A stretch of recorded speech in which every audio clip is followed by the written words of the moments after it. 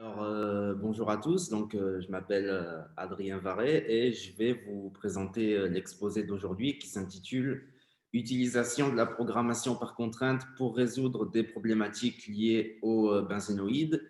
Et ça va un petit peu résumer tous les travaux que j'ai fait pendant ma première année de thèse.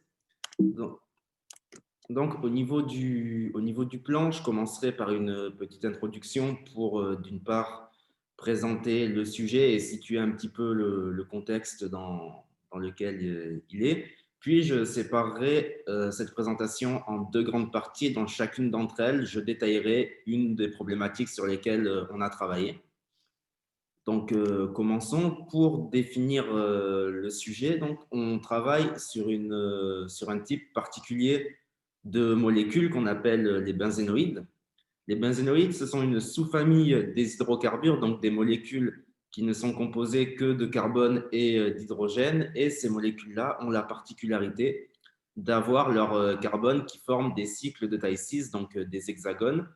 Si vous regardez les figures juste ici, vous pouvez voir à la figure A et B, sur les figures A et B, deux exemples de benzénoïdes bien connus qui sont en figure A le benzène et en figure B l'anthracène. Et ensuite, il faut savoir que dans le cadre de nos travaux, on ne s'intéresse pas aux hydrogènes, donc on ne va tout simplement pas les représenter. Cette représentation, elle est montrée dans les figures C et D. Ensuite, il faut savoir qu'en chimie, il y a un certain nombre de problématiques qui vont être liées de près ou de loin à ces molécules. Et dans cette présentation, on va se concentrer sur deux d'entre elles qui sont d'une part être capables de générer des structures de benzénoïdes qui vont respecter diverses propriétés qui peuvent être structurelles ou chimiques, et d'autre part être capable de calculer l'énergie de résonance d'un benzénoïde donné. J'en parlerai plus dans la partie qui sera dédiée, mais dans l'idée, c'est l'énergie qui est induite par le déplacement des électrons d'une molécule et ça permet de déterminer sa stabilité. Et donc, dans chacune de ces deux parties, on va voir comment est-ce qu'on peut utiliser la programmation par contrainte pour résoudre ces problématiques. Un petit rappel sur ce qu'est la programmation par contrainte. Donc, on appelle un problème de satisfaction de contrainte ou CSP un, un triplet d'ensemble XDC pour variables, domaine et contrainte. Et résoudre un CSP, ça va être équivalent à chercher une affectation sur toutes les variables de X avec les valeurs de D qui vont satisfaire toutes les contraintes de C. Et ce problème est connu comme étant NP complet. Quels sont les avantages de la programmation par contrainte? Pour reprendre les mots d'un de ces pionniers qui s'appelle Eugène Froder, la grande force de la programmation par contrainte, c'est que l'utilisateur a juste à modéliser un problème avec le formalisme CSP et ensuite, il y a des solvers qui vont être capables de les résoudre de façon efficace. Là où, dans un cadre de programmation plus classique, on devrait réécrire un nouvel algorithme pour chaque problème. Là, on est capable de modéliser avec la programmation par contrainte un grand nombre de problèmes qui sont assez variés et donc de les résoudre efficacement. Quelques détails d'implémentation. On a utilisé la librairie ChocoSolver. C'est une bibliothèque Java qui permet d'exprimer des modèles CSP, donc de modéliser des CSP. Et l'intérêt principal de cette bibliothèque, c'est qu'il nous permet d'utiliser ce qu'on appelle des variables de graphe. Ça va être des variables qui vont représenter un graphe ayant pour domaine l'ensemble des sous-graphes compris entre une borne inférieure et une borne supérieure donnée. Et on va pouvoir appliquer des contraintes liées au graphe à ces variables de graphe, comme par exemple des contraintes de cycle, de connexité, des contraintes sur le nombre de sommets, d'arêtes, etc. Il y a un certain nombre de contraintes liées au graphe qu'on peut appliquer à ces variables. Donc, c'était tout pour l'introduction du sujet. Et je vais passer maintenant à la première problématique qu'on a abordée, qui est d'être capable de générer des structures de benzénoïdes. Ce qu'on veut, c'est être capable de générer l'ensemble des structures de benzénoïdes qui vont respecter un ensemble spécifique de propriétés qui, comme je l'ai dit dans l'introduction, peuvent être structurelles ou chimiques. Et pour les chimistes, ça constitue un problème important car ils peuvent avoir besoin d'être capables de générer un ensemble d'un type spécifique de molécules. Et donc, dans cette partie, on va voir comment est-ce qu'on peut générer ces structures de benzénoïdes avec la programmation par contrainte. Donc, dans cette partie, je commencerai par vous présenter les travaux qui existent déjà. Ensuite, je vais vous détailler un modèle CSP général qu'on a mis en place, donc qui, étant donné un entier n, est capable de générer toutes les structures de benzénoïdes de n hexagones. Et en fait, ce qu'on va faire, c'est qu'à ce modèle général, on va greffer des petits modules. Ça va être des ensembles de variables et de contraintes qu'on va ajouter donc au modèle général et qui vont nous permettre de générer des molécules plus spécifiques. Donc, je vais vous détailler donc, 4 modules. Donc, un qui va être capable de générer les benzénoïdes ayant une forme arborescente, qu'on va également appeler benzénoïdes catacondensés. Un autre capable de générer des benzénoïdes de forme rectangulaire. Un autre capable de générer des benzénoïdes à trous, qu'on appelle également des coronoïdes. Et un autre capable de générer des benzénoïdes invariants par symétrie.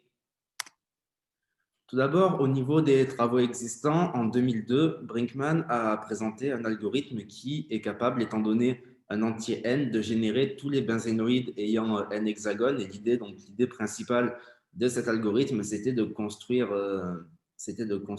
les solutions en ajoutant successivement les hexagones. Cet algorithme, en termes de performance, il est très efficace. Il a été capable de générer les 1000 milliards de benzénoïdes ayant 21 hexagones en environ 2 semaines, avec qui plus est des machines qui sont assez anciennes. Mais il présente deux principaux inconvénients. Le premier, c'est qu'il est incapable de générer les benzénoïdes à trous, donc les coronoïdes dont j'ai parlé déjà tout à l'heure. Vous pouvez en voir un petit exemple juste ici. Et d'autre part, il est incapable de générer des ensembles de molécules plus spécifiques, c'est-à-dire que la seule chose, même s'il est efficace en termes de temps, la seule chose qu'il va faire, c'est de générer, étant donné un entier n, renvoyer l'ensemble qui peut être très grand des benzénoïdes de n hexagones. Et donc, ça peut être compliqué à utiliser pour les chimistes qui peuvent avoir besoin de générer des molécules plus spécifiques que ça.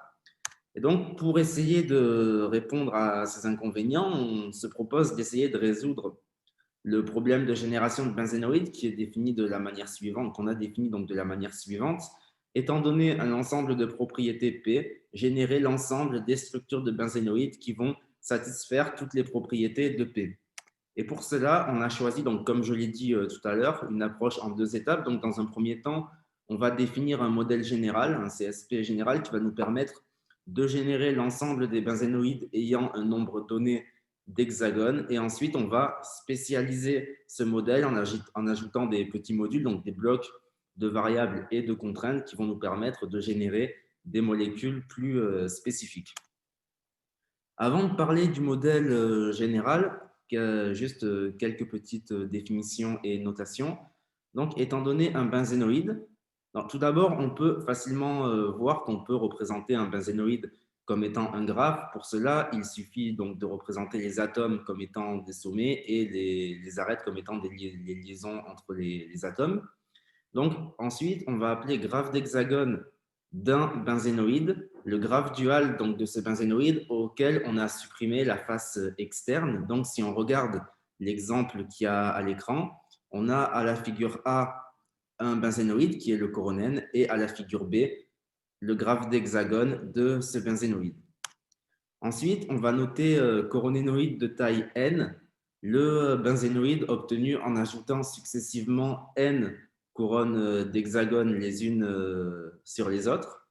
Donc, la figure ici nous montre les coronénoïdes de taille 2, 3 et 4. Et ensuite, on peut facilement déduire cette propriété qui dit que tout benzénoïde de n hexagones peut être contenu dans le coronénoïde de taille K de n égale la partie entière de n plus 1 sur 2 plus 1. C'est assez facile à vérifier.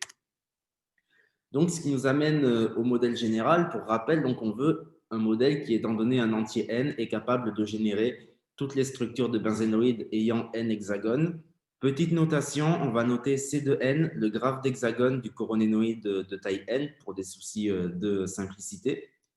Donc, le modèle, on va avoir tout d'abord au niveau des variables xg, une variable de graphe qui aura pour domaine l'ensemble des sous-graphes de C de K de n, donc l'ensemble des sous-graphes du graphe d'hexagone du coronénoïde de taille K de n. Ensuite, on va considérer un ensemble de variables booléennes qui sont des variables qui peuvent prendre 0 ou 1 comme valeur et on aura une variable booléenne pour chaque sommet de C de K de n. Et en fait, xg va correspondre à la solution, donc au graphe d'hexagone du benzénoïde qu'on va générer. Au niveau des contraintes, on veut tout d'abord connecter l'existence de chaque sommet de C2K de n à une variable de xv. Pour cela, Choco nous permet d'utiliser un type de contrainte qui s'appelle channeling constraint. Et ce qui va se passer, en fait, c'est que si un sommet de C2K de n est présent dans xg, donc dans la solution, alors la variable qui est associée à ce sommet-là vaudra 1 dans la solution et 0 dans le cas contraire si le sommet n'est pas dans xg. Ensuite, comme les benzénoïdes sont connexes, on veut que xg le soit aussi, donc on va poser une contrainte de connexité sur xg.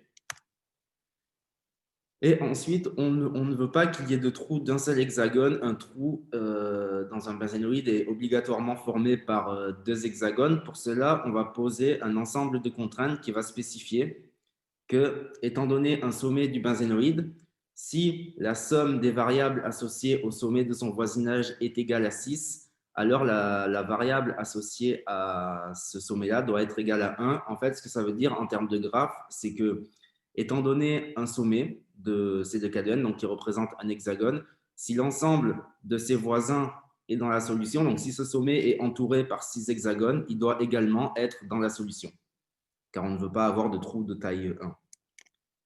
Et au niveau des symétries, on veut d'une part qu'il y ait au moins un sommet sur le bord gauche de C2K de n et sur le bord supérieur. Pour cela, on va poser deux contraintes de somme. La première va spécifier que la somme des variables associées au sommet de la bordure gauche doit être supérieure à 0 pour dire qu'il doit y avoir au moins un sommet sur cette bordure. Et on va faire la même chose pour la bordure supérieure. Donc ça, c'est pour éviter les symétries par translation en collant bien en haut à gauche toutes les solutions qu'on va générer.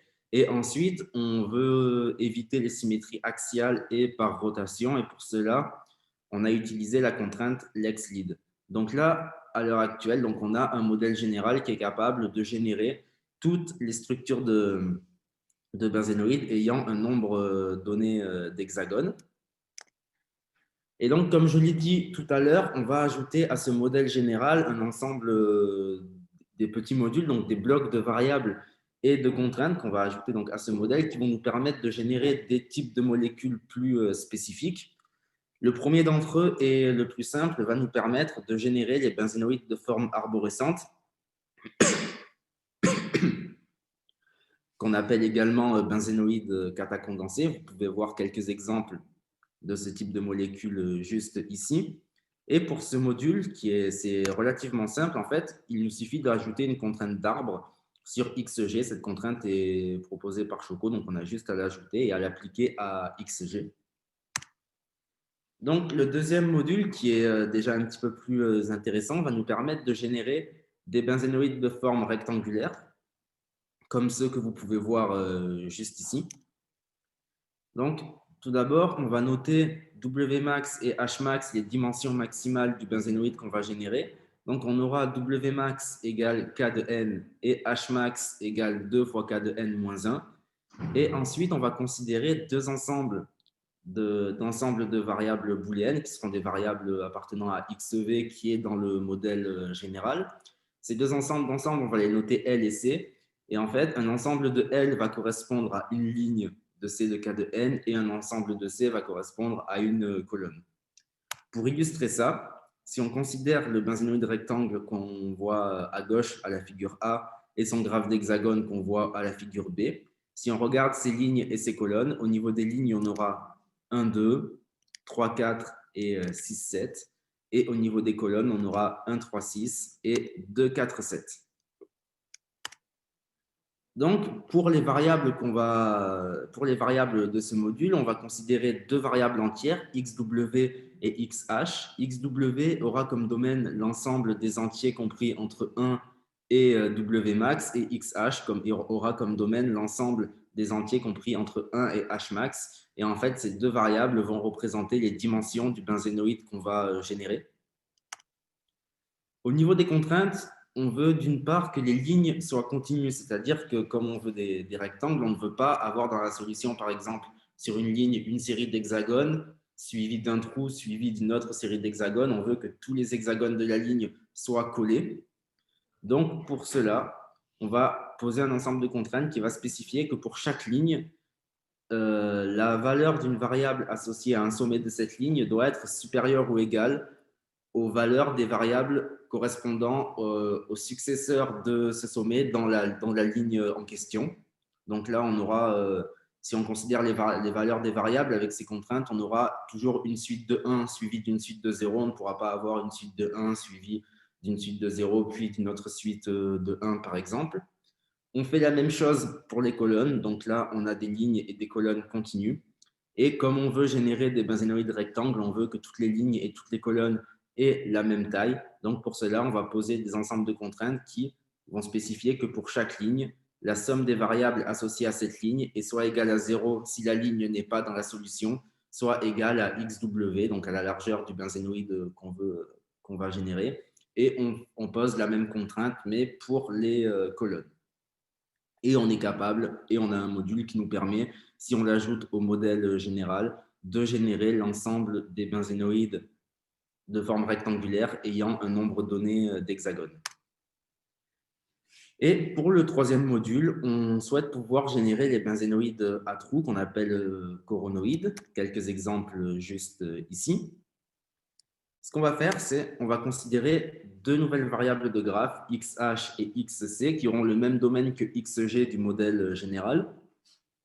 Et à quoi vont servir ces variables? Dans l'idée, rappelez-vous, donc on a la variable xg du modèle général qui correspond au graphe d'hexagone du benzénoïde de solution, donc du benzénoïde qu'on génère.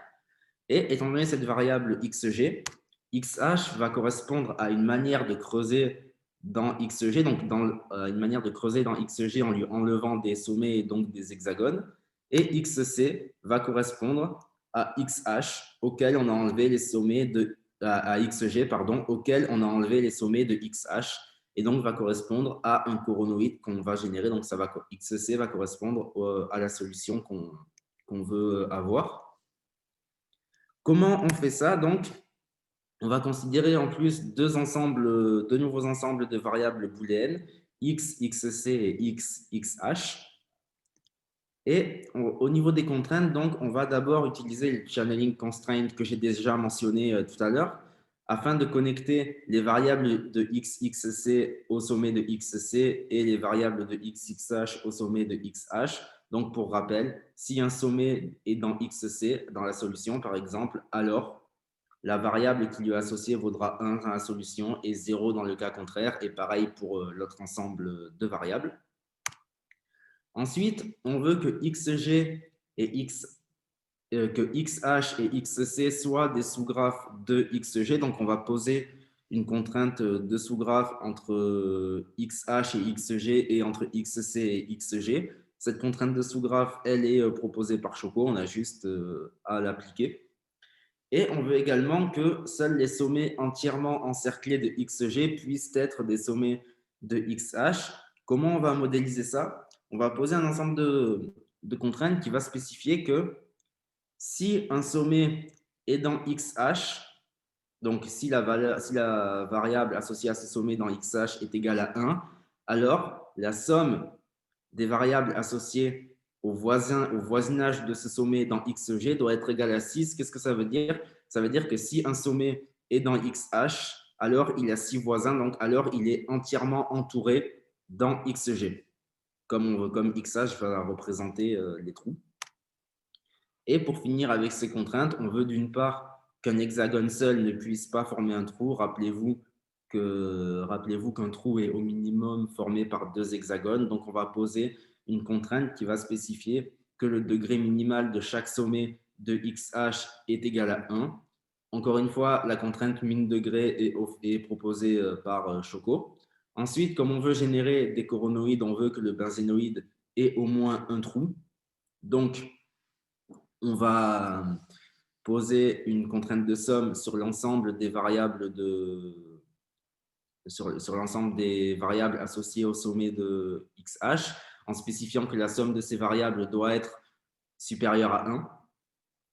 Et on veut également que XC et XH forment une partition de XG. Donc, on va poser un ensemble de contraintes qui va spécifier qu'un sommet est dans XC si et seulement si il est dans XI et pas dans XH. Et pour finir, comme on génère des coronoïdes et que ces molécules-là sont connexes, comme tous les benzénoïdes, on pose une contrainte de connexité sur XC. Donc, c'était tout pour les 3 principaux modèles. Quelques mots sur celui-là. Donc, on a également fait un module qui permet de générer les benzénoïdes invariants par symétrie. Pour des soucis de temps, je ne vais pas vous le présenter en détail, mais je voulais juste vous parler de ces quelques petits résultats. Donc, avec le modèle général, on a mis 36 minutes donc, pour générer les 11 578 benzénoïdes qui sont contenus dans le coronénoïde de taille 3. Donc, c'est des molécules qui ont au plus 19 hexagones. Et on a mis moins d'une seconde pour effectuer les 3 opérations suivantes, donc pour retrouver les 4 benzénoïdes invariants parmi ces 11 500 molécules, pour retrouver donc les 4 benzénoïdes invariants par rotation de 60 degrés, les 16 invariants par rotation de 120 degrés et les 70 invariants par rotation de 180 degrés. Donc pour chacune de ces opérations, on a mis moins d'une seconde pour les calculer. Donc, c'était tout pour cette première partie. Donc, pour résumer un petit peu, je vous ai d'abord présenté une implémentation d'un modèle général qui est capable de générer l'ensemble des structures de benzénoïdes qui ont un nombre donné d'hexagones. Et à ce modèle général, on ajoute des petits modules, donc des blocs de variables et de contraintes, qui vont nous permettre de générer des molécules plus spécifiques, telles que les benzénoïdes en forme d'arbre, qu'on appelle benzénoïdes catacondensés, les benzénoïdes de forme rectangulaire, les benzénoïdes à trous qu'on appelle des coronoïdes et les benzénoïdes avec des symétries internes, donc invariants par symétrie. Et notre méthode, contrairement comparée aux travaux existants déjà, possède les avantages suivants. D'une part, elle est capable de générer les coronoïdes, donc les benzénoïdes à trous, contrairement à l'algorithme de Brinkmann qui ne pouvait pas les générer. Deuxièmement, on a vu qu'avec ces histoires de modules, on pouvait facilement ajouter de nouvelles propriétés, les combiner si elles sont combinables, etc. Et ça répond plutôt bien aux besoins des chimistes, car s'ils ont besoin de générer un type de molécule en particulier, on a juste à travailler sur le module qui permettra de générer ces molécules, alors que dans le cadre d'un algorithme plus classique comme celui de Brinkmann, on devrait réécrire à chaque fois un nouvel algorithme ou le modifier pour ajouter une propriété aux molécules qu'on souhaite générer.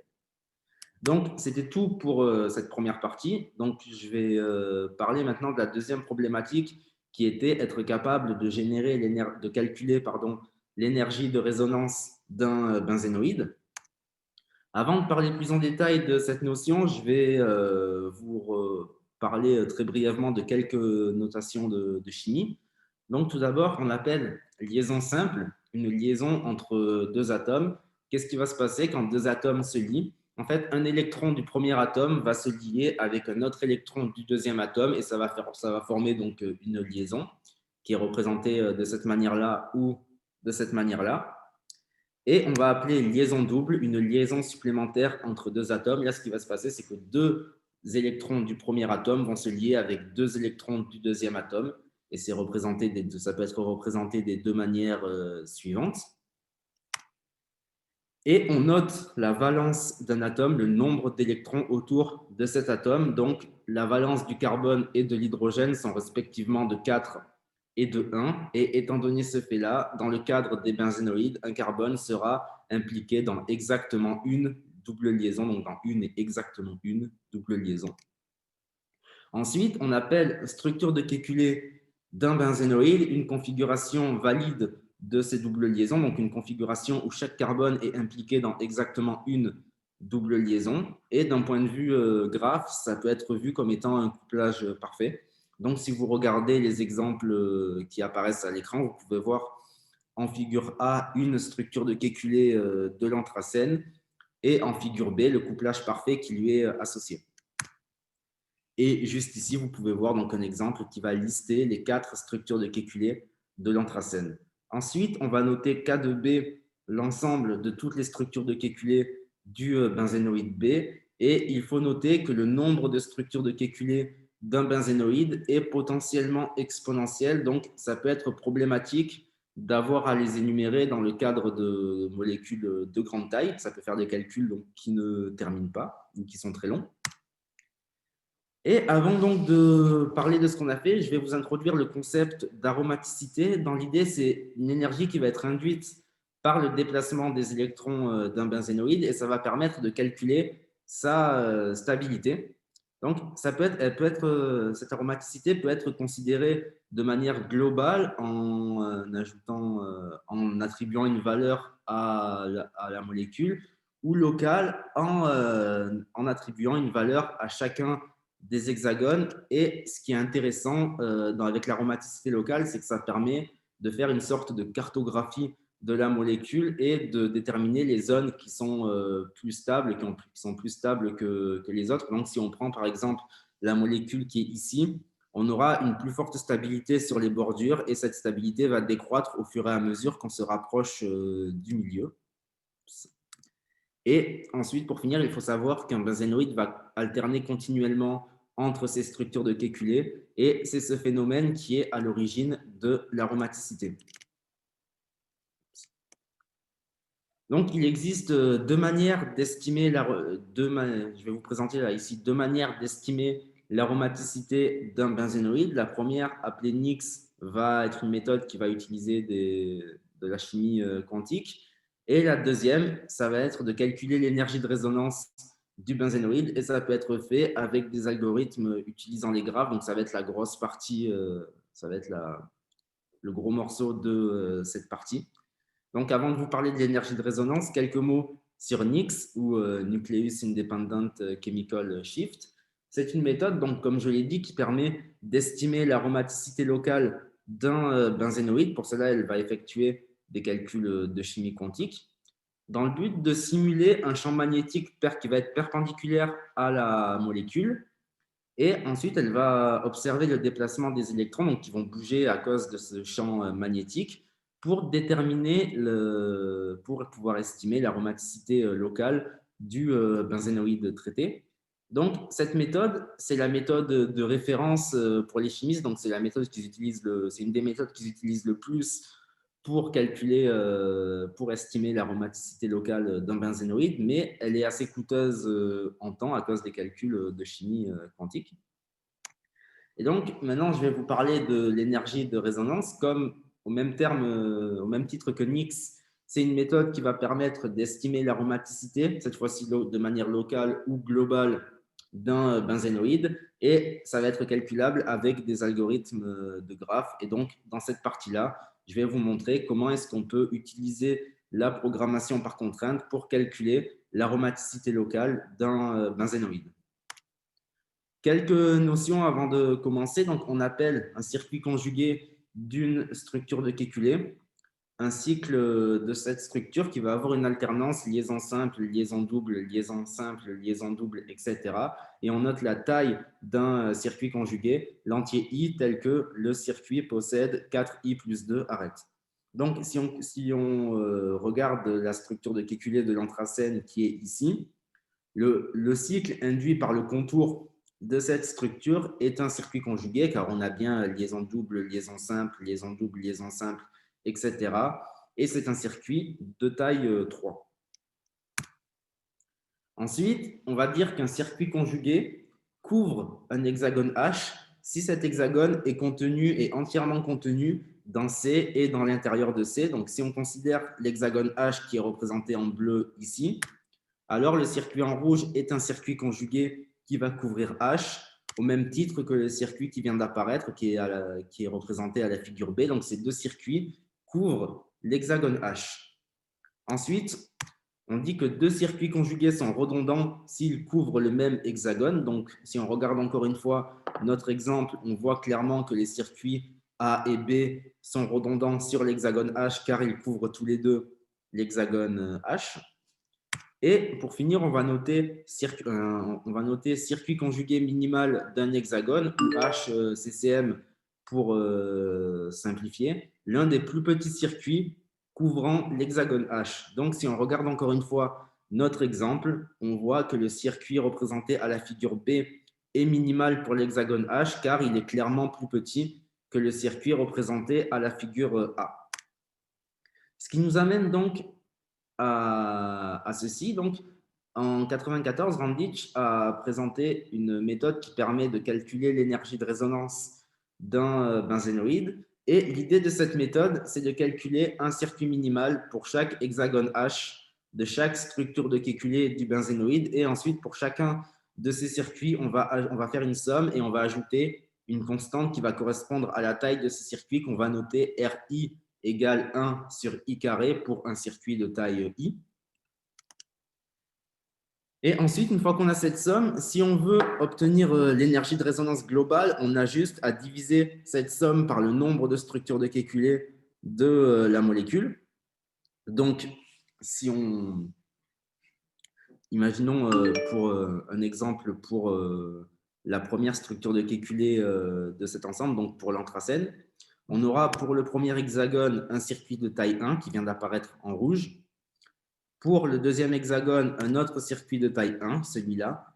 Et pour le troisième, un circuit de taille 2. Donc, on fait ça pour chacune des structures de Kekulé. À la fin, on obtient une somme avec les différents RI et on divise cet ensemble par le nombre de structures, cette somme par le nombre de structures de Kekulé du benzénoïde qui ici est 4.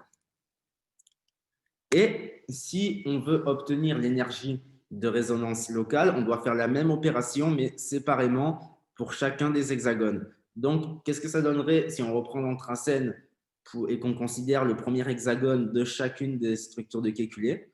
On aurait pour la première structure un circuit de taille 1, un autre circuit de taille 1 pour la deuxième structure, un circuit de taille 2 pour la troisième et un circuit de taille 3 pour la quatrième.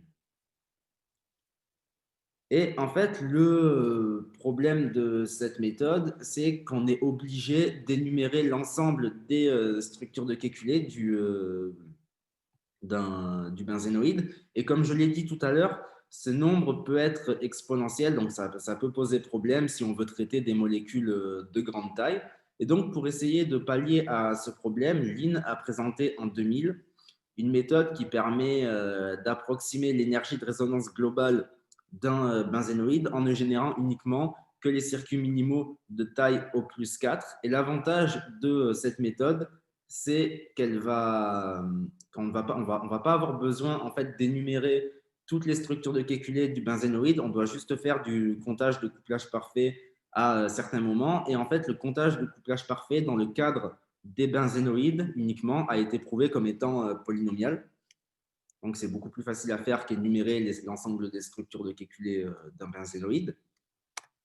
Donc, imaginons, donc, on considère un benzénoïde B et c'est un cycle de ce benzénoïde, comme représenté ici. Donc, le benzénoïde B et le cycle C en rouge. On va noter B de C, le sous-graphe de B qui est induit par C et l'intérieur de C. Donc, si on a le circuit qui est ici en rouge, on aura le B de C qui apparaît ici, donc le circuit C avec l'intérieur du circuit C. Et on va noter B moins B de C, le sous-graphe induit par la suppression des sommets appartenant à C et à l'intérieur de C. Et Randich a également montré le théorème suivant qui dit qu'un circuit conjugué est minimal dans le nombre de couplages parfaits de B moins B de C, structure de Kekulé de B. Et en fait, c'est sur ce théorème-là que repose l'algorithme de Lin, qui va nous permettre, étant donné un circuit, de savoir dans combien de structures de Kekulé il intervient sans avoir à énumérer chacune d'entre elles et pour chacune d'entre elles regarder le circuit. Donc ça permet de pouvoir regarder combien de fois un circuit intervient en tant que circuit minimal dans un benzénoïde sans avoir à énumérer toutes ces structures. Et donc nous, ça nous amène aux travaux qu'on a fait. Donc nous, on a implémenté une adaptation de l'algorithme de Lin utilisant la programmation par contrainte, mais qui est capable de calculer l'énergie de résonance locale au lieu de la globale. Comme je l'ai dit, elle est un petit peu plus intéressante car ça permet de dresser une cartographie de la molécule et de déterminer les zones qui sont plus stables et les zones qui le sont moins. Et donc, dans le cadre de cette méthode, on a utilisé la programmation par contrainte pour faire deux choses. D'une part, pour compter les structures de calculé, donc le nombre de couplages parfaits, et d'autre part pour générer les circuits minimaux et les circuits redondants. Vous allez voir pourquoi juste après.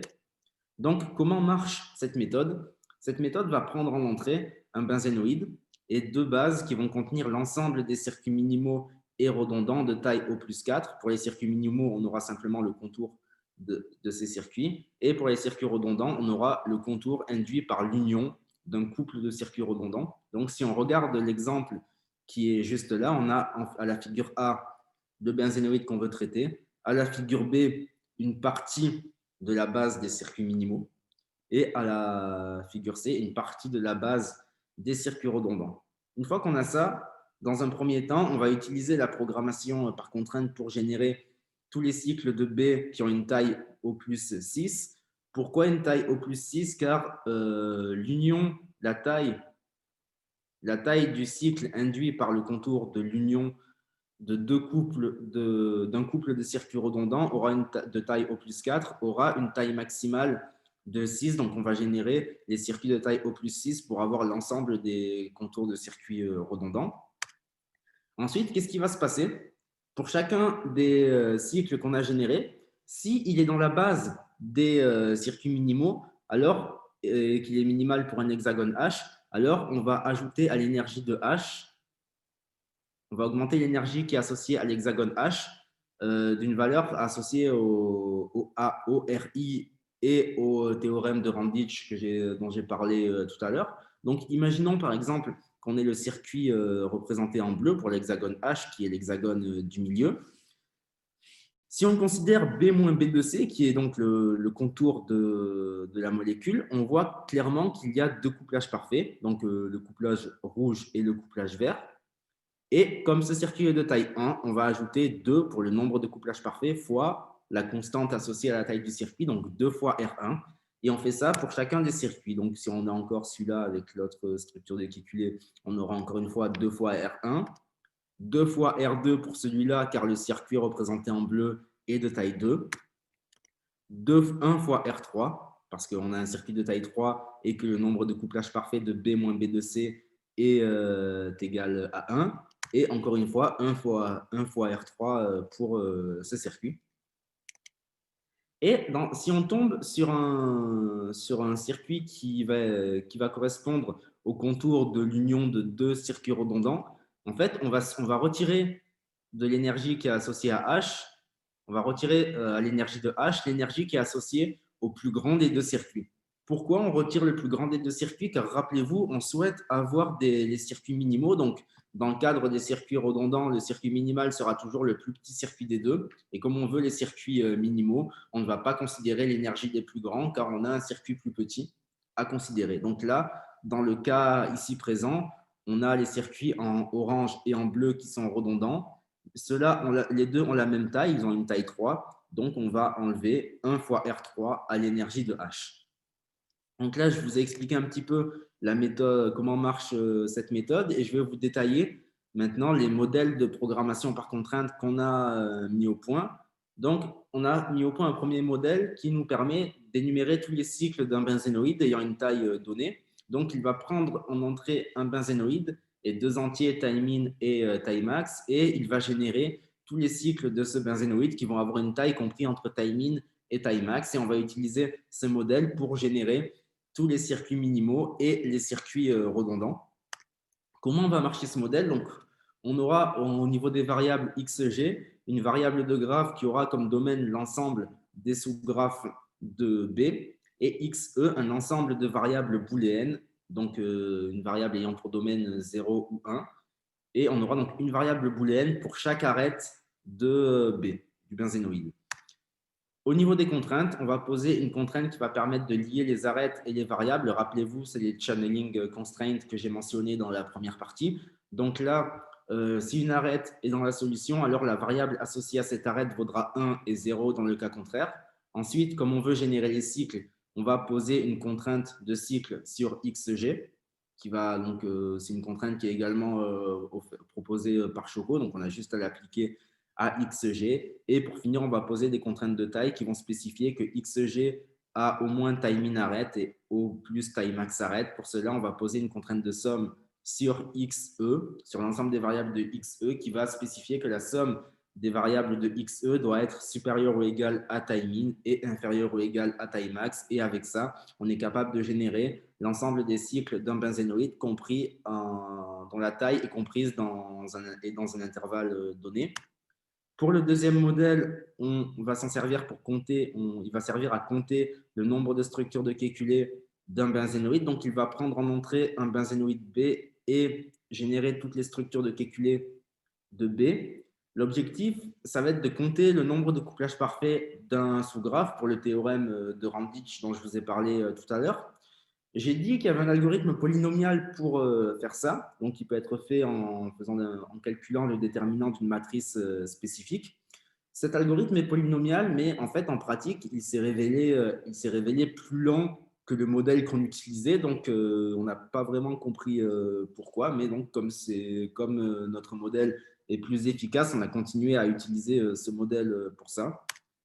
Donc, pour ce modèle, on va d'abord diviser les sommets du benzénoïde en deux ensembles disjoints, V1 et V2, de telle sorte à ce que chaque arête du benzénoïde lie un sommet de V1 à un sommet de V2. Donc, si on a le benzénoïde suivant, un découpage possible serait V1 égale 1, 3, 5, 7, 9, les sommets en rouge, et V2 égale 2, 4, 6, 8, 10, les sommets en bleu. Au niveau des variables, donc, on va avoir l'ensemble de variables x qui va contenir une variable pour chaque sommet de V1 et la variable associée au sommet de V1 aura comme domaine l'ensemble des voisins de V1 dans le benzénoïde. Et ce qui va se passer, en fait, c'est que si une variable associée à un sommet V de V1 a la valeur U dans la solution, ça signifie qu'il y a une liaison double entre U et V. Et si elle n'a pas la valeur U, ça signifie qu'il y a une liaison simple entre U et V. Et avec ça, on a juste à poser une contrainte all-diff sur l'ensemble X qui va spécifier que toutes les valeurs de X doivent avoir toutes les variables de X doivent avoir des valeurs différentes. Et avec ça, on est capable de générer l'ensemble des structures de Kekulé du benzénoïde. Donc, c'était tout pour la description de cette méthode. Avant de conclure, quelques mots sur les expérimentations qu'on a effectuées. Donc, au niveau des configurations et des implémentations, pour Nix, on a utilisé le logiciel Gaussian, qui est un logiciel payant qui implémente la méthode Nix, qui est disponible à l'adresse suivante. Ensuite, notre méthode, elle a été implémentée en Java et on a utilisé la version 4.2.3 de Choco. Et on a lancé nos expérimentations sur les mêmes machines qui ont la configuration suivante. Tout d'abord, donc, au niveau de la qualité des résultats, ce qu'il faut savoir, c'est que Nix et notre méthode ne calculent pas les mêmes valeurs. Donc, on ne peut pas directement comparer les valeurs entre elles et déterminer si les résultats sont cohérents. Par contre, ce qu'on peut faire, c'est comparer, comme les deux méthodes dressent une cartographie de l'aromaticité locale du benzénoïde, on a juste à comparer l'ordre des hexagones si l'ordre est similaire pour les deux méthodes. Donc, en bleu, là, on a les résultats qu'on a obtenus avec notre méthode et en rouge, les résultats qu'on a obtenus avec Nix. Et en fait, si on compare l'ordre des hexagones obtenus avec les deux méthodes, on obtient des résultats similaires. Donc, ça montre que c'est cohérent déjà de comparer les deux méthodes. Par contre, en termes de temps, on est largement meilleur que ce que fait Nix. Donc, pour vous donner un ordre d'idée, si je ne me trompe pas, pour la molécule la plus grosse du jeu de données qu'on a utilisé, Nix a mis plus ou moins 14 heures pour la résoudre et on a pu le faire en un petit peu plus de 40 secondes. Donc, on a un énorme gain de performance à ce niveau-là pour des résultats de qualité similaire. Et donc, pour résumer cette partie, je vous ai présenté une implémentation de l'algorithme de Lean qui utilise la programmation par contrainte, enfin une adaptation de l'algorithme de Lean. Elle possède les avantages suivants. D'une part, elle est capable de calculer l'énergie de résonance locale, là où la méthode initiale de Lean calcule l'énergie globale. Donc, comme je l'ai dit, l'énergie locale, c'est plus intéressant car ça permet de dresser une cartographie de la molécule en déterminant les zones stables et instables de la molécule. Dans l'idée, en fait, si on fait une réaction sur une molécule, elle aura plus de chances de se produire sur une zone instable. Donc, ça permet un petit peu aux chimistes de pouvoir prévoir, entre guillemets, le résultat des réactions chimiques qu'on peut faire sur ces molécules. Et en plus, le fait d'utiliser la programmation par contrainte nous fait entrevoir quelques possibilités d'amélioration. J'en toucherai un petit peu dans quelques mots dans les perspectives. Donc, c'était tout pour cette deuxième partie. Donc, pour conclure cet exposé, je vous ai présenté deux utilisations de la programmation par contrainte liées à la chimie. Donc, la première permet de modéliser un problème de génération de structures de benzénoïdes. Donc, dans un premier temps, on a défini un modèle général qui permet de générer les benzénoïdes ayant un nombre d'hexagones donné. Puis, on a ajouté des modules, donc des petits blocs de variables et de contraintes qui nous permettent de générer des molécules plus spécifiques. Avec ça, donc, on a obtenu un algorithme, une méthode assez flexible et assez générale, car avec ces modules, on peut facilement ajouter de nouvelles propriétés, les combiner entre elles si c'est possible, etc. Et en plus de ça, on a des temps de calcul raisonnables. Dans le cas de cette problématique, ce n'est pas forcément le temps qui est le plus important. Comme je vous l'ai dit, la méthode de Brinkmann, en termes de temps, elle est très bien. Mais la seule chose qu'elle fait, c'est de renvoyer l'ensemble des benzénoïdes qui ont un nombre donné d'hexagones. Cet ensemble devient vite très grand et c'est un petit peu difficile après on ne sait pas vraiment quoi en faire. Une fois qu'on a cet énorme ensemble, ce n'est pas forcément facile de le traiter, alors que là, même si en termes de temps, on est un petit peu moins bon que cette méthode, ça permet de générer des molécules plus spécifiques et c'est plus ça l'importance pour cette partie. Et pour la deuxième partie, donc, je vous ai présenté un algorithme qui permet de calculer l'énergie de résonance locale d'un benzénoïde qui est très rapide, qui est très rapide si on le compare à la méthode de référence utilisée aujourd'hui par les chimistes et qui produit des résultats de qualité comparable. Et donc, ces deux travaux-là ont donné lieu à la rédaction de deux articles qui ont été acceptés à la conférence CP 2020 que j'ai présentée il y a quelques semaines. Et au niveau des perspectives, d'un point de vue génération de benzénoïdes, on souhaite d'une part étudier les limites de notre générateur pour voir s'il y a des propriétés qu'on est incapable de modéliser. Pour l'instant, on n'en a pas trouvé. Ensuite, mais d'un point de vue plus chimie, on a utilisé donc ce générateur pour générer un ensemble de plus de 8000 molécules et on a lancé des calculs de spectre optique sur ces molécules et en fonction des résultats, on pourra peut-être en tirer quelque chose, mais c'est vraiment d'un point de vue purement chimique pour le coup. Et en termes de perspective sur cette partie, on pourrait également essayer d'implémenter des modules supplémentaires pour modéliser des nouvelles propriétés, des propriétés chimiques, ça peut être relativement intéressant. Et d'un point de vue calcul d'énergie de résonance, on a quelques idées sur une méthode qui nous permettrait de ne plus se limiter au circuit de taille O+4. Donc là, actuellement, ce que fait notre méthode et l'algo de Lean, c'est, étant donné un benzénoïde, générer l'ensemble de ces structures de ces circuits minimaux de taille O+4. Nous, on souhaiterait, étant donné un entier N, générer l'ensemble des circuits minimaux de taille O+N. Et on souhaite également pouvoir essayer de comparer notre algorithme avec d'autres méthodes permettant d'estimer l'aromaticité. Et pourquoi pas, si on peut essayer de combiner les deux problématiques, mais c'est loin d'être trivial, pourquoi pas essayer de générer directement des molécules qui ont une énergie de résonance donnée, donc une énergie de résonance locale. Donc pourquoi pas générer des molécules ayant telle ou telle cartographie sur leur énergie de résonance. Donc c'est une perspective, mais c'est quelque chose qui est loin d'être trivial. Et c'est comme ça que je vais terminer cette présentation. Donc je vous remercie de m'avoir écouté. Et si vous avez des questions, je vous écoute.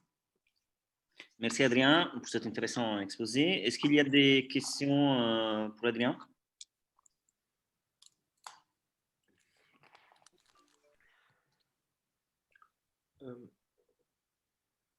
J'aurais une question pour Adrien. Je ne sais pas si vous m'entendez. Ah. Oui, très bien. Ok, désolé. Le téléphone sonne juste à côté de moi. Au mauvais moment. En fait, Adrien, tu mentionnais que un des avantages de la méthode que tu avais proposée pour la première partie, pour l'énumération avec des contraintes, avec des propriétés particulières des benzénoïdes, oui, c'était le fait que les chimistes pouvaient l'utiliser beaucoup plus facilement. Et en Oui. fait, j'avais une question de curiosité sur euh, que font les chimistes avec ce type de… Enfin, quelles sont les questions qui se posent et quels sont les problèmes auxquels ils sont confrontés que ce type d'outil peut les aider à résoudre, en fait. Eh ben, alors, par exemple, là, j'ai pas eu le temps d'en parler parce que le modèle il est assez complexe et la notion elle est pas forcément évidente à mettre en place. Mais on a fait en fait un autre modèle. Il y a une propriété chimique. Donc déjà, les benzénoïdes, c'est quelque chose qui intéresse les chimistes dans des domaines assez variés. Et en fait, il y a une propriété chimique qui est liée à ces molécules-là, qui est liée aux ensembles de carbone qui sont au nombre de carbone qui sont côte à côte, ça forme des groupes et il y a des propriétés liées au nombre à ces groupes-là. Et donc, par exemple, on a fait un modèle qui permet de générer des molécules ayant cette propriété-là, donc qui va avoir, ils appellent ça un facteur d'irrégularité. Et donc, on a un modèle qui nous permet d'énumérer, de générer des molécules qui ont un tel facteur d'irrégularité ou qui ont tant de carbone de côte à côte un certain nombre de fois, etc. Donc, c'est un exemple de ce que peuvent faire les chimistes avec ce genre de programme. Je sais pas si ça a répondu à la question ou non. Oui, oui, tout à fait, merci. Et sinon, j'avais juste une deuxième question, et puis après, je laisse la parole à mes collègues. Est-ce que tu peux décrire grossièrement l'algorithme polynomial pour énumérer les couplages des… On a travaillé dessus il y a assez longtemps, mais en fait, sommairement, on va construire une matrice par rapport c'est pas une matrice d'adjacence qu'on utilise classiquement dans les graphes, mais c'est une matrice qu'on va construire par rapport au sommet entre les hexagones qui permet de modéliser les arêtes entre les différents sommets du benzénoïde. J'ai plus exactement, ça fait quelques mois, on a travaillé dessus avant le confinement et depuis on n'est plus revenu dessus, donc j'ai plus exactement la construction de la matrice exacte en tête. Mais on construit cette matrice donc, qui est par rapport à la structure du graphe. Et une fois qu'on a cette matrice-là, le déterminant de cette matrice, en fait, c'est le nombre de couplages parfaits de la molécule qui était représentée initialement. D'accord. Et ça, c'est plus long que d'utiliser la programmation par contrainte pour les instances que vous avez traitées. Ben oui, en fait, on n'a pas vraiment compris pourquoi, mais en fait, au départ, c'était un pivot de Gauss, donc ce qui est polynomial, mais il était vraiment pour des molécules. Dès qu'on commençait à faire, en fait, au début, ça marchait très bien pour des petites molécules, et dès qu'on a commencé à taper dans des molécules un peu plus grosses, il était totalement à la ramasse, et en fait, il finissait par jamais terminer, quoi. Il finissait par jamais terminer, en fait, et donc on a repris du coup notre premier modèle qui nous permettait de générer les structures de Kekulé et lui, il marchait bien. Merci. Il y a d'autres questions?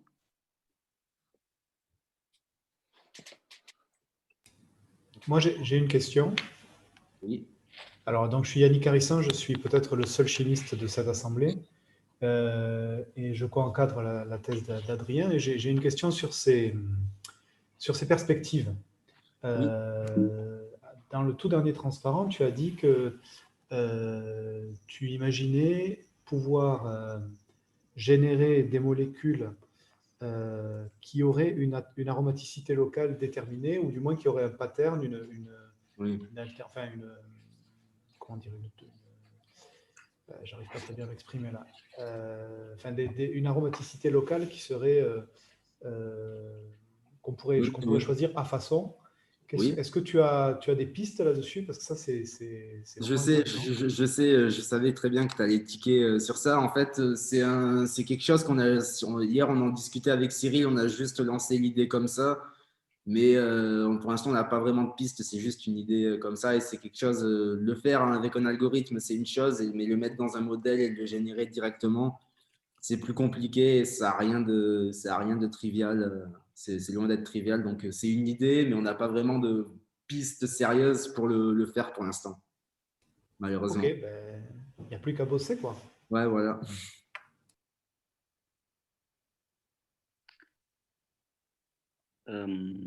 Ah, s'il n'y a pas d'autres questions. Moi, Ouais. j'avais une curiosité. Oui. J'avais juste une curiosité. Adrien, tu nous as parlé de régularité, tu as parlé de ce qu'on appelle le Hall defect, c'est-à-dire que tu as fait sauter des hexagones, Oui. si j'ai bien compris, la structure de carbone. Et est-ce que vous avez analysé avec votre programme d'autres défauts, par exemple de dislocation, de dislocation disons par exemple des structures de pentagone, de la structure de carbone, chose qui peut arriver en réalité? Non, on se limite uniquement, on s'est limité uniquement aux benzénoïdes parce que, enfin, aux hexagones. Donc, les benzénoïdes, c'est les molécules avec que des hexagones. Parce que si on commence à considérer des pentagones, etc., il y a plein de propriétés qui vont plus s'appliquer, notamment au niveau des structures de Kekulé. C'est quelque chose d'assez régulier. Et dès qu'on commence à mettre des pentagones, etc., ça devient un petit peu plus. C'est un autre problème, en fait. C'est un autre problème et il y a plein d'autres problématiques qui vont apparaître si on commence à considérer d'autres molécules. Merci, très bien. D'autres questions? Oui, Philippe, moi j'ai une question. Ouais. Enfin, déjà, quand même, je voudrais féliciter Adrien pour cet exposé qui est assez remarquable et pour tout le travail qu'il a accompli depuis le début de sa thèse. Merci Philippe. Vraiment bravo. Et j'ai vu un clap-clap apparaître dans le chat. Alors, on voit qu'il y a un énorme travail de compréhension, de modélisation et des résultats qui sont clairement très intéressants au niveau de la chimie.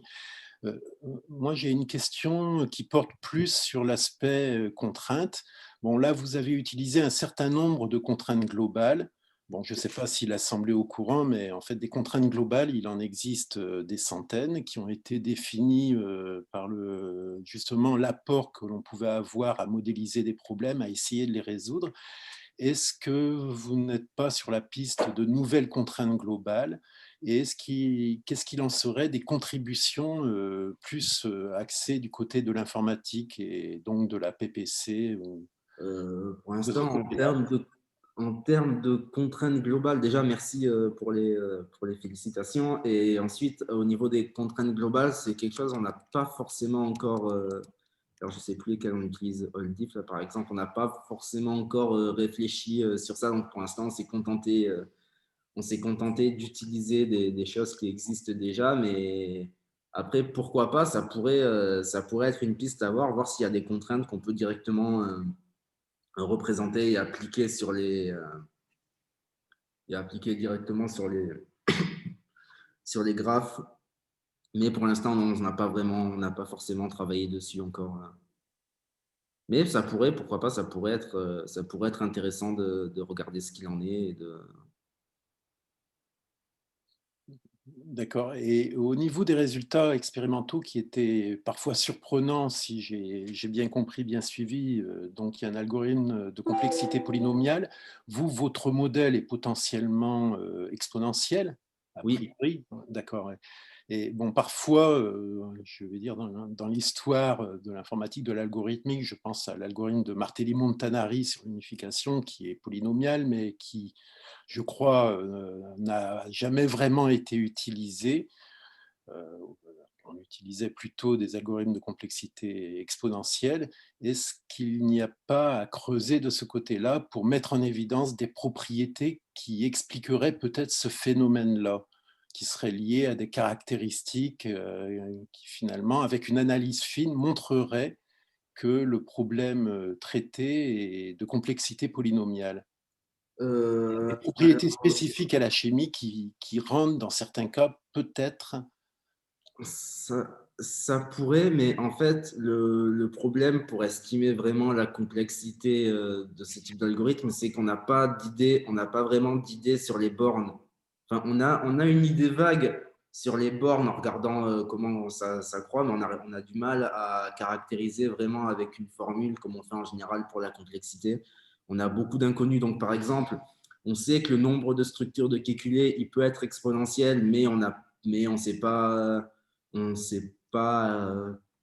par rapport à quoi. On voit juste qu'il grimpe très vite, mais c'est difficile après de mettre une borne ou de l'exprimer par rapport à quelque chose. Après, il y a énormément de choses sur lesquelles on peut se baser.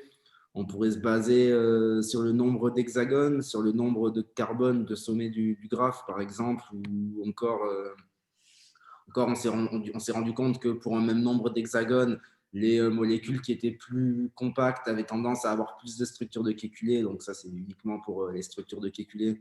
Mais donc, on n'a pas forcément de borne pour ça. Pour le nombre de cycles non plus, on sait juste qu'il y en a beaucoup. On sait juste qu'il y en a beaucoup. C'est juste qu'il y en a beaucoup, mais on n'a pas de borne non plus. Par contre, juste un truc, quand on a comparé, donc on a les deux choses qui sont assez combinatoires qu'on peut avoir à faire, c'est d'une part générer les structures de Kekulé et d'une part générer les structures et générer les cycles, pardon. Et ce dont je me suis rendu compte, c'est qu'avant de faire la méthode que je vous ai présentée là, on avait une méthode donc, qui implémentait la méthode de Randitsch classique. Donc, on énumérait toutes les structures de Kekulé et pour chacun des hexagones, après, on calculait un circuit minimal et on faisait la somme pour avoir l'aromaticité à la fin. Et je me suis rendu compte que, en fait, pour des petites molécules, cette méthode-là, donc avec l'énumération de structures, elle était plus efficace que celle que je vous ai présentée là. Et en fait, la tendance s'inverse à un moment quand on grimpe. Donc, j'imagine qu'au début, le nombre de cycles est plus important et plus grand que le nombre de structures de Kekulé, et qu'à un moment, il y a la courbe des cycles qui passe au-dessus de celle des structures, ou enfin l'inverse plutôt. Là, au bout d'un moment, il y a un certain moment où il y a plus de structures de Kekulé que de cycles.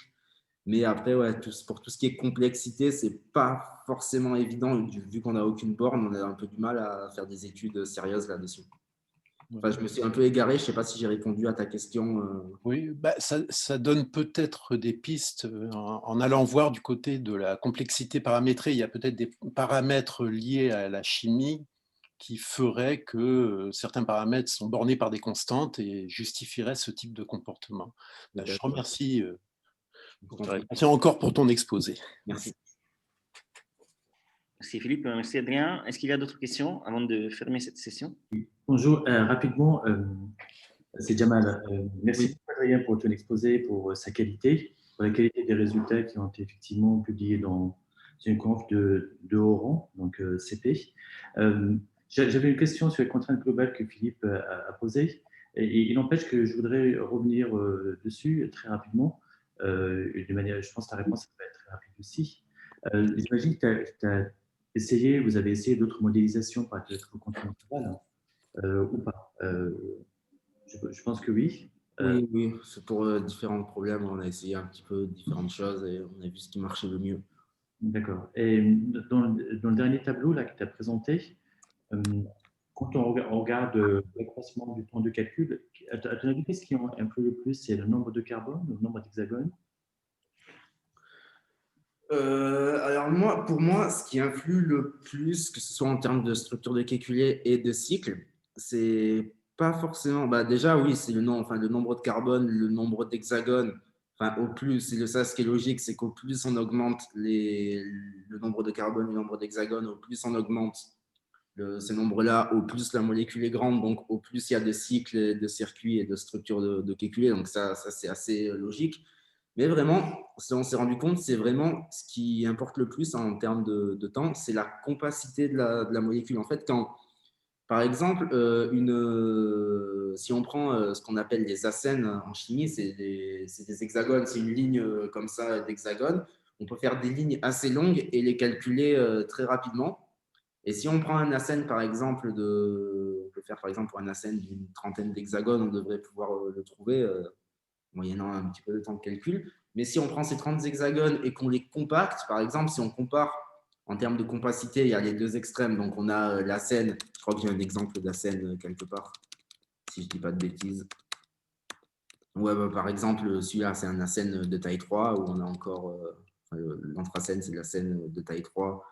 On a encore, il y en avait un par ici, on a encore celui-là de taille 5. Donc, on a grandi comme ça au fur et à mesure.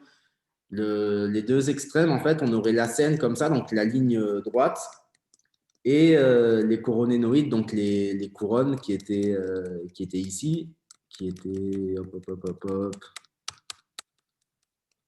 qui était ici. Et donc ça c'est les deux extrêmes, donc en termes de temps. Et on voit que pour un même nombre d'hexagones, si on prend ce coronénoïde-là et qu'on met les molécules côte à côte, et qu'on fait un acène, si on prend ce coronénoïde de taille 3, et qu'on fait un acène avec tous ces hexagones, donc une grande ligne, il sera beaucoup plus rapide à calculer que celui-là.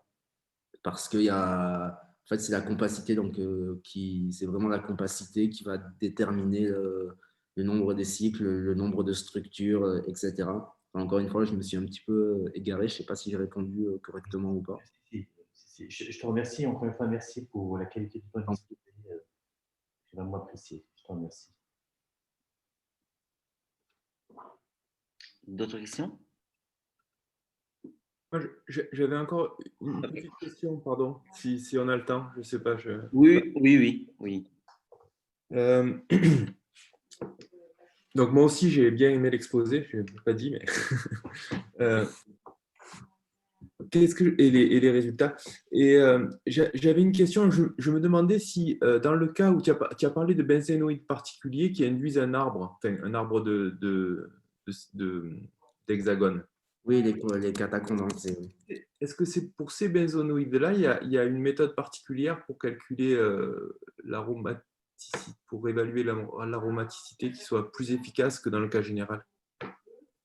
Je crois pas, enfin pas que je sache, mais par contre pour ce type de molécules, en général, on a fait quelques tests dessus, et en général, ce qui est ressorti, c'est qu'en général, l'aromaticité était plus élevée sur les bords, et en fait, oui, elles étaient plus élevées sur les bords, et elles ont tendance à décroître quand on s'approche du centre. Mais sinon, non, je ne connais pas d'algorithme à proprement parler qui permet de le faire mieux. Mais en règle générale, ces molécules-là, elles sont plus faciles à calculer quand même parce qu'elles sont moins compactes. C'est ce que je disais tout à l'heure. Ce qui joue, c'est la compacité. Donc, je ne connais pas d'algorithme à proprement parler qui ait fait ça de manière spécifique pour l'aromaticité. Mais je sais que nos méthodes sont beaucoup plus rapides pour ce type de molécules que pour des molécules compactes comme les rectangles ici, par exemple. Parce que peut-être que pour ces molécules-là, il y a peut-être des bornes meilleures sur le nombre de couplages ou sur le nombre de cycles, non? Ça pourrait, on ne s'est pas spécialement intéressé à ces molécules-là, mais ça pourrait être le cas. Oui, j'imagine que ça doit être plus facile. Déjà pour les acènes, donc quand c'est des lignes parfaitement rectilignes, on a quelque chose d'assez récurrent. Alors j'ai plus vraiment les valeurs en tête, mais je sais que ça augmente d'une manière définie au fur et à mesure qu'on ajoute des hexagones, et ça ne change pas, c'est une augmentation, c'est une courbe très parfaitement régulière quand on ajoute les hexagones. Après, pour les arbres comme ça, je ne sais pas, je n'ai pas forcément regardé ça, mais j'imagine que oui, comme les acènes ou quoi, ça doit être plus facile de trouver des bornes sur ce genre de choses. Ouais, et sinon, juste une remarque, les hexagones, c'est plongeable isométriquement dans le produit de 3 arbres. Donc ça, je ne sais pas si c'est un résultat qui peut être intéressant, mais en tout cas, c'est peut-être c'est assez disjoint en fait de ce que vous faites, et je ne sais pas si c'est utilisable, mais bon, du point de vue métrique, en tout cas, c'est des graphes qui ont des propriétés très spécifiques. D'accord, je ne suis pas sûr d'avoir parfaitement compris, mais c'est plongeable plongeable isométriquement dans le produit de 3 arbres. Donc on peut définir 3 arbres, oui, de telle sorte que la distance entre 2 sommets dans le benzénoïde, en termes de nombre minimum d'arcs dans un chemin, c'est la somme des distances dans les 3 arbres. D'accord. Entre les images dans les 3 arbres. D'accord, non, j'étais pas du tout au courant de ça. Juste, c'est une propriété métrique, je ne sais pas si elle est utile dans le cadre de votre travail, mais c'est peut-être utile de connaître ce type de propriété sur les... Je regarderai plus en détail. Merci encore.